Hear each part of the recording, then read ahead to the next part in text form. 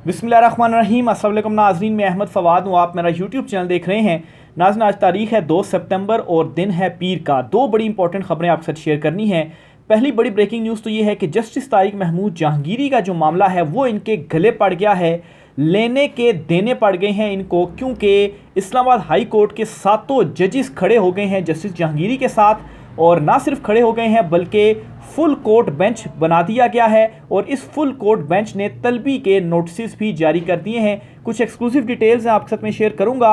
और अब ये जो दबाव वाला और जो मुदाखलत वाला मामला था, जो सिर्फ लेटर के ज़रिए सामने आ रहा था या जजेस लेटर लिखकर अपने चीफ जस्टिस को इस हवाले से आगाह कर रहे थे, अब ये मामला ओपन कोर्ट में जाएगा। और ओपन कोर्ट में सिर्फ ये नहीं कि जस्टिस जहांगीरी साहब बताएंगे दबाव के हवाले से, बल्कि किस दबाव के तहत इनकी डिग्री मनसूख की गई, जो खबरें भी सामने आई, ये तमाम तर मामला भी खुलने जा रहा है। कुछ exclusive details Islamabad high court में क्या हो रहा है, वकला बरादरी भी इस मामले पर डट गई है जस्टिस जहांगीरी के साथ, आपके साथ शेयर करूंगा। दूसरी बड़ी खबर नाजरीन, इमरान खान साहब जो चांसलर का इलेक्शन लड़ रहे हैं ऑक्सफोर्ड यूनिवर्सिटी का, इसकी आड़ में एक बड़े इवेंट से फोकस हटाने की कोशिश की जा रही है। तो पाकिस्तान तहरीक इंसाफ के वर्कर्स के लिए, रहनुमाओं के लिए एक पैगाम भी है कि अपना जो फोकस है उसको हटने नहीं देना। और इमरान खान साहब चांसलर का इलेक्शन तो लड़ रहे हैं, लेकिन दूसरी तरफ जो एक इमरान खान साहब ने जलसे के थ्रू या जो एक अवाम इमरान खान साहब के साथ डट कर खड़ी हुई है, ब्रीदिंग स्पेस ताकतवरों को नहीं दी जानी चाहिए। कुछ इस पर भी एक्सक्लूसिव डिटेल्स हैं कि कैसे एक माहौल बनाया जा रहा है और जो तवज्जो है वो असल मामले से हटाकर ऑक्सफोर्ड यूनिवर्सिटी के चांसलर के इंतखाबात पर लगाई जा रही है। इस पर भी कुछ तफसीलात आपके साथ में शेयर करूंगा। सबसे पहले तो नाज़रीन, जो पहली खबर है आपके साथ में शेयर करता हूं जी, जस्टिस जहांगीरी के मामले पर लेने के देने पड़ गए हैं, क्योंकि इस्लामाबाद हाई कोर्ट ने फुल कोर्ट बेंच तश्कील देते हुए नोटिस जारी कर दिए हैं। इस्लामाबाद हाई कोर्ट के चीफ जस्टिस आमिर फारूक और जो दीगर 6 जजेस हैं, इन पर मुश्तमिल हाई कोर्ट में ये फुल कोर्ट बनाया गया है, जो जस्टिस तारिक महमूद जहांगीरी साहब के हवाले से जो केस है वो सुनेगा। इस्लामाबाद हाई कोर्ट में इस वक्त 8 जजेस हैं टोटल चीफ जस्टिस को मिलाकर, और 7 जजेस पर मुश्तमिल ये फुल कोर्ट बनाया गया है। जस्टिस जहांगीरी जो हैं वो इस फुल कोर्ट में शामिल नहीं है, जाहिर सी बात है, उन्हीं से मुतल्लिक केस था तो उन्हें कैसे शामिल किया जा सकता है। बहरहाल ये जो फुल कोर्ट बनाया गया है, जो बुनियादी जो केस है वो ये है कि जस्टिस जहांगीरी के अगेंस्ट जब ये जाली डिग्री वाला मामला सामने आया, एक कंपेन चली, तो सोशल मीडिया के ऊपर भी उनके खिलाफ बड़ा प्रोपेगेंडा किया गया और तौहीन अदालत के ज़मरे में कुछ चीज़ें आईं। तो असल में ये तौहीन अदालत की कार्रवाई से रिलेटेड फुल कोर्ट बनाई गई थी, लेकिन अचानक से जब ये खबर सामने आती है कि जस्टिस जहांगीरी साहब की जो डिग्री है वो मनसूख कर दी गई है, जो एक इजलास भी हुआ सिंडिकेट का, और फिर उसके बाद जो है वो जस्टिस जहांगीरी के अगेंस्ट भी एक प्रोपेगेंडा भी हुआ, लेकिन प्रोफेसर रियाज जो थे वो सामने आए और उन्होंने जिस तरीके से वो डट कर खड़े हुए तो इस पूरे सिस्टम को उन्होंने हिलाकर रख दिया। बहरहाल इसके साथ अब क्या हुआ है कि 19 सितंबर को ये फुल कोर्ट समाप्त करने जा रही है और इसमें बुनियादी केस तो तौहीन अदालत का है जस्टिस जहांगीरी के अगेंस्ट, जो कि सुना जाएगा। लेकिन अब ये जो दबाव वाला मामला है और जस्टिस जहांगीरी साहब की जो डिग्री वाला मामला है, ये भी खुलने जा रहा है कि आखिर कैसे एक जज के अगेंस्ट कोई जो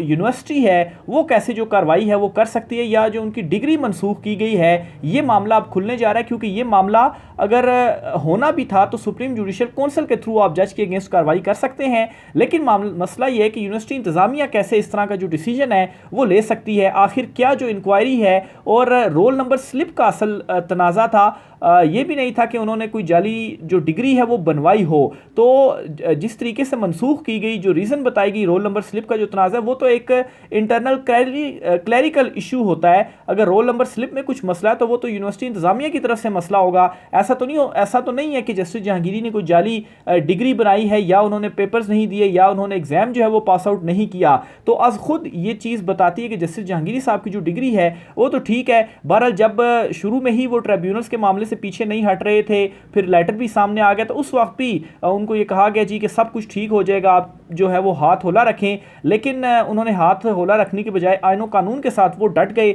और फिर उसके बाद ये जो कार्रवाई है ये इनके अगेंस्ट हुई। तो बहरहाल जी अब ये एक ओपन कोर्ट के अंदर जो समाअत है वो होने जा रही है। इस्लामाबाद हाई कोर्ट के 7 जजेस डट गए हैं। अगर चीफ जस्टिस आमिर फारूक साहब जो हैं उनके हवाले से अगर बहुत सारे रिजर्वेशन हैं, अगर वो कोई इस तरह का वो नहीं भी करते फैसला, तो जो दीगर 6 जजेस हैं वो तो ऑलरेडी डटे हुए हैं, वो तो ऑलरेडी खड़े हुए हैं। तो बहरहाल अब ये ओपन कोर्ट में मामला आ चुका है। अब ओपन कोर्ट में फिर जब जस्टिस जहांगीरी साहब से पूछा भी जाएगा तो फिर ये दबाव के हवाले से खुलकर ओपन कोर्ट में भी चीज़ें सामने आएंगी और फिर ये जो जाली डिग्री सिंडिकेट वाला मामला है ये भी सामने आएगा। तो बज़ाहिर ये जो हरकत की गई जस्टिस जहांगीरी के अगेंस्ट, ये उल्टा उन लोगों के गले पड़ गई हैं जो इन तमाम तर चीज़ों में मुलविस हैं, और अब जो चीज़ें होंगी वो मज़ीद खुलेंगी। और अदलिया जिसको आप यूँ समझें कि जस्टिस जहांगीरी के अगेंस्ट इकदाम करके एक तरह से डराने की कोशिश की गई कि आप जो है वो पीछे हट जाएं, नहीं तो फिर पाकिस्तान में किसी की भी जाली डिग्री निकल सकती है और फिर जाली डिग्री के ज़रिए वो बंदा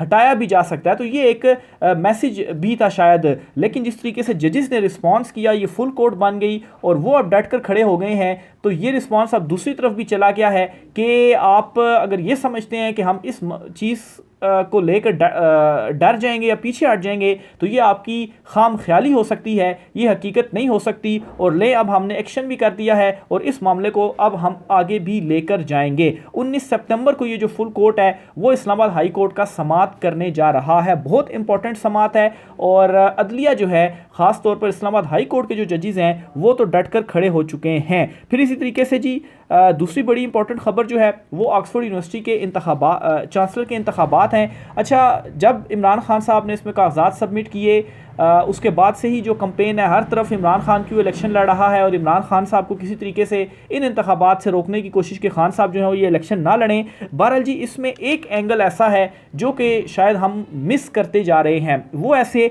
कि जब से इमरान खान के अगेंस्ट ऑक्सफोर्ड यूनिवर्सिटी के चांसलर के इंतखाबात पर प्रोपेगेंडा शुरू हुआ, तब से जो फोकस था जो इन इंतखाबात में हिस्सा लेने से पहले इमरान खान साहब का जो जलसा था 8 सितंबर का उसके ऊपर था। और फिर जिस तरीके से आप याद करें, खाली एक हफ़्ता आप पीछे चले जाएं, 22 अगस्त का जो जलसा कैंसिल हुआ उसके बाद इमरान खान साहब के की मज़ीद मजबूती के हवाले से जो चीज़ें थी कि देखें ताकतवर हलकों ने खान से रब्ता करके उनसे रिक्वेस्ट की कि जलसा मनसूख कर दें, तो इस तरफ जो चीज़ें थी वो जा रही थी और दबाव मुसलसल बढ़ता जा रहा था। और फिर जो जलसे का एक माहौल भी बन रहा था 8 सितंबर के जलसे का, कि 8 सितंबर को जलसा हर हाल में होगा, उससे मनसूख नहीं किया जाएगा।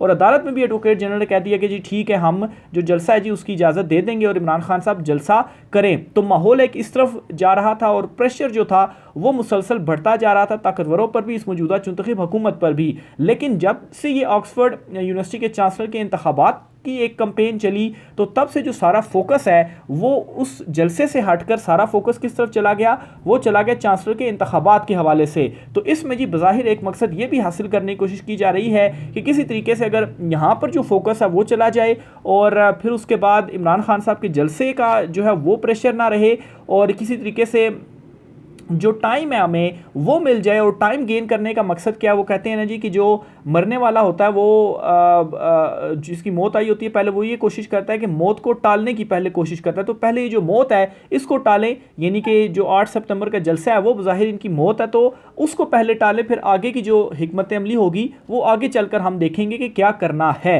तो एक तो चांसलर यूनिवर्सिटी के इंतखाबात जो हो रहे हैं ऑक्सफोर्ड के चांसलर यूनिवर्सिटी कह रहा हूँ, ऑक्सफोर्ड यूनिवर्सिटी में चांसलर के जो इलेक्शंस हो रहे हैं, एक तो बिल्कुल रोकने की भी इमरान खान साहब को कोशिश की जा रही है, भरपूर कोशिश की जा रही है और बड़े लेवल्स पर कोशिश की जा रही है, वो तमाम एंगल्स अपनी जगह पर। लेकिन इसमें एक एंगल ये बहुत ज़्यादा इंपॉर्टेंट है कि इसकी तरफ जब तवज्जो दिलाई गई तो दूसरी तरफ जो तवज्जो है इवन के सोशल मीडिया के ऊपर भी अब जलसे से मुतल्लिक उस तरह से बात नहीं हो रही। आप नाजरीन भी अगर थोड़ा सा सोचें कि अभी कुछ रोज़ पहले जलसे के हवाले से माहौल बन रहा था और अचानक से अब जलसे के ऊपर कोई गुफ्तगू नहीं हो रही, तो इससे क्या हो रहा है कि जो जलसा होना था 8 सितंबर को तो उसके लिए एक माहौल बन रहा था, लोग इंगेज हो रहे थे, तो वो जो एक राब्ता था वो अचानक से टूटा।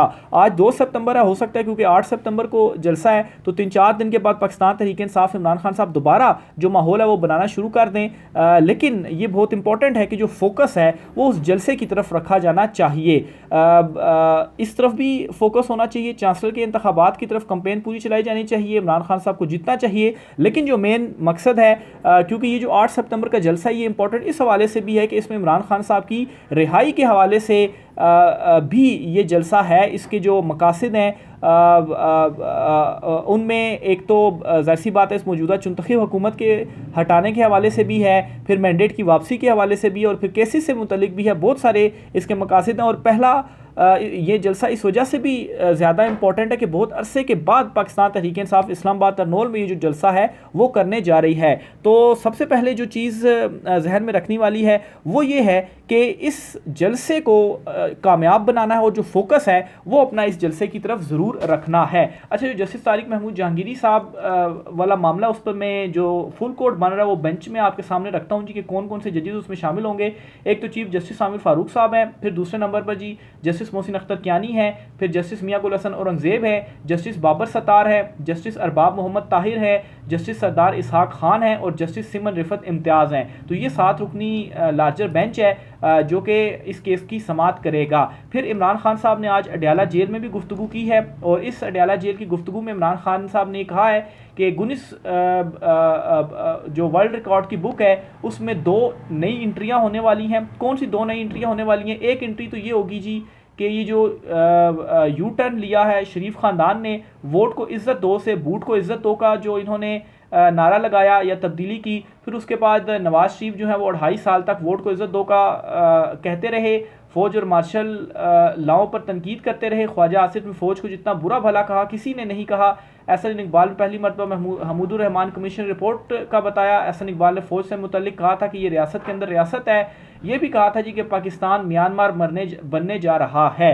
तो बहरहाल जी ये उस वक्त के इनके बयान हैं जब ये वोट को इज़्ज़त दो का नारा लगाते थे, लेकिन अचानक से क्या इन्होंने किया जी कि अब बूट को इज़्ज़त दो का नारा लगाया। तो ये पहला रिकॉर्ड है, पहला बड़ा यू टर्न है जो कि गिनीज वर्ल्ड रिकॉर्ड जो बुक है उसमें लिखा आ जाना है। और दूसरे नंबर पे खान साहब ने कहा जी दूसरा जो एंट्री होगी इस बुक में वो ये होगी कि नवाज शरीफ 4 अंपायरों को मिलाकर खेला फिर भी हार गया।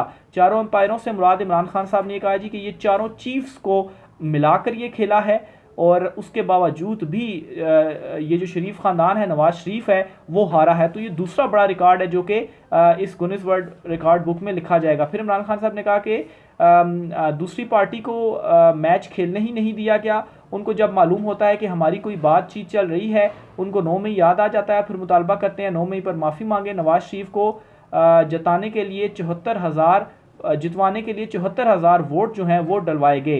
इमरान खान साहब ने मुज़ाकरात के हवाले से भी कहा, और मुज़ाकरात पर इमरान खान साहब ने कहा जी कि किसी सियासी जमात से मुज़ाकरात नहीं होंगे जिनके पास असल इख्तियार है और जो असल में फ़ैसला कर सकते हैं या जिनके फ़ैसले से फ़र्क पड़ना है, उनके साथ जो मुज़ाकरात हैं वो होंगे। तो एक मरतबा फिर से इमरान खान साहब ने ये आज ही गुफ्तगू की है अडयाला जेल में, ये क्लियर कर दिया है मुज़ाकरात के हवाले से, क्योंकि बहुत शोर था जी कि मैसेजेस भिजवाए जा रहे हैं, मुज़ाकरात शुरू हो रहे हैं, बातचीत तय हो रही है। तो इमरान खान साहब ने ये क्लियर कर दिया। इवन के नवाज शरीफ मिन्नत अल्लाह कर रहे थे जी कि मुज़ाकरात हों, राना सनाउल्ला के थ्रू चीज़ें की जा रही थी, लेकिन इमरान खान साहब ने साफ बता दिया है कि मुज़ाकरात उनके साथ होंगे जिनके पास इख्तियार है। फिर ऑक्सफोर्ड यूनिवर्सिटी के चांसलर के हवाले से इमरान खान साहब ने कहा जी कि चांसलर अगर मैं बन जाता हूं तो ये पाकिस्तान के लिए एक एजाज़ की बात होगी, अगर नहीं बनता तो कोई मसला नहीं है। फिर इमरान खान साहब ने कहा जी कि जो पाकिस्तान की क्रिकेट की तारीख़ है इस मकाम तक उसे कभी भी वो इतना नहीं गिरी थी पाकिस्तान की क्रिकेट जितना अभी गिर चुकी है। और मोहसिन नकवी देखें, एक तरफ चेयरमैन पीसीबी बने हुए हैं, दूसरी तरफ वज़ीर दाखिला भी बने हुए हैं, और दोनों में से कोई एक काम भी उनसे